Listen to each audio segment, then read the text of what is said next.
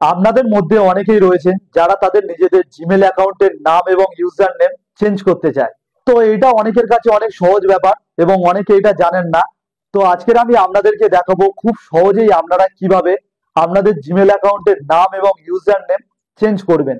তো চলুন যাওয়া যাক মোবাইল স্ক্রিনে। তো আমি এখন চলে এসেছি আমার মোবাইল স্ক্রিনে। এখান থেকে আমাদের মোবাইলের প্লে স্টোরটাকে জাস্ট ওপেন করে নেবো।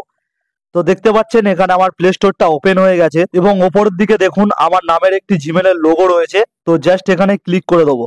তো এখানে ক্লিক করার পরে এরকম একটি অপশন চলে আসছে এবং এই কোণের দিকে এই আইকনটিতে যদি আপনারা ক্লিক করেন তো দেখতে পাচ্ছেন আপনাদের মোবাইলে যতগুলো জিমেল অ্যাক্সেস করা রয়েছে সবগুলো এখানে শো করবে। এর মধ্যে দিয়ে আপনি যেই জিমেলটার নাম এবং ইউজার নেম চেঞ্জ করতে চান তো সেটাকে চয়েস করে নেবেন। তো আমি জাস্ট এটাকে চয়েস করে নিলাম। জিমেলটাকে চয়েস করার পরে আবারও আপনারা এরকম প্লে স্টোরে চলে আসবেন। তারপরে এই ওপরের দিকে আবারও যে নামের লোগোটি রয়েছে এখানে ক্লিক করবেন। তো করার পরে নিচের দিকে দেখুন সেটিংস বলে একটি অপশন রয়েছে। তো এই জাস্ট সেটিংসে ক্লিক করে দেবেন। এরপরে এরকম কতগুলো অপশন চলে আসছে। তো এখানে দেখুন জেনারেল বলে ওপরে যেটি লেখা।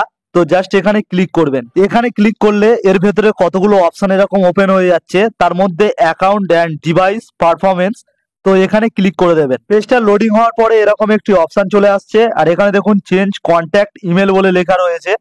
তো এখানে যদি আমরা ক্লিক করি এখান থেকে আমাদের জিমেলের যে ইউজার নেম এটা চেঞ্জ করা যাবে। তো করার পরে আমি এখান থেকে যাও একটা জিমেল ইউজার নেম দিয়ে দিচ্ছি। আপনাদেরকে জিমেলের এমন একটা ইউজার নেম চয়েস করতে হবে যে ইউজার নেমটা কারণ নেই, কারণ একই জিমেলের ইউজার নেম হয়ে গেলে এখানে রেড কালারে দেখিয়ে দেবে যে এই নামটা অলরেডি কারোর রয়েছে, আপনি একটি নতুন ইউজার নেম চয়েস করুন। তো আপনাদের এই জিমেলের ইউজার নেমটা দেওয়া হয়ে গেলে জাস্ট এখান থেকে সেভ করে দেবেন। এরপরে করে দেবেন গো ইট বলে। তো এবারে এখানে দেখুন পেন্ডিং ভেরিফিকেশন বলে দেখাচ্ছে।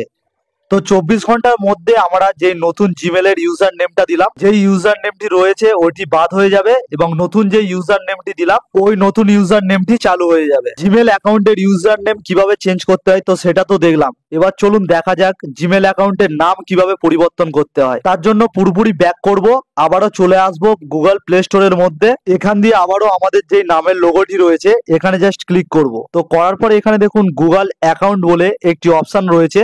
তো এখানে জাস্ট ক্লিক করে দেবো। তো করে দিলে আমাদের সামনে এরকম একটি পেজ ওপেন হয়ে আসছে।